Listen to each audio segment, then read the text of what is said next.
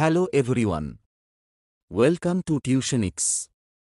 দেখে নাও আজকের 10টি কারেন্ট অ্যাফেয়ার্স। ১. তৃণমূল কংগ্রেসের শহীদ দিবস পালিত হল ২১ জুলাই কলকাতায়, ভাষণ দিলেন মুখ্যমন্ত্রী মমতা বন্দ্যোপাধ্যায়। ২.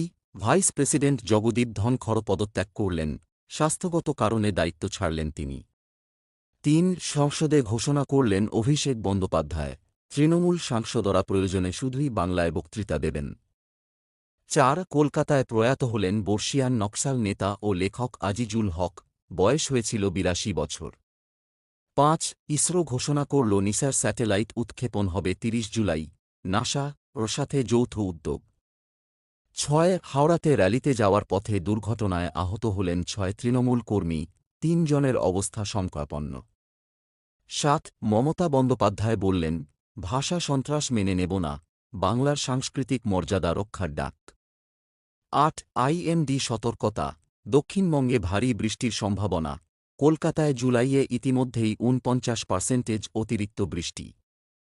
৯. পশ্চিমবঙ্গ ফুটবল উন্নয়নে নতুন বেঙ্গল সুপার লিগ ঘোষিত হল, জেলাভিত্তিক প্রতিযোগিতা শুরু হবে শিগগির। ১০.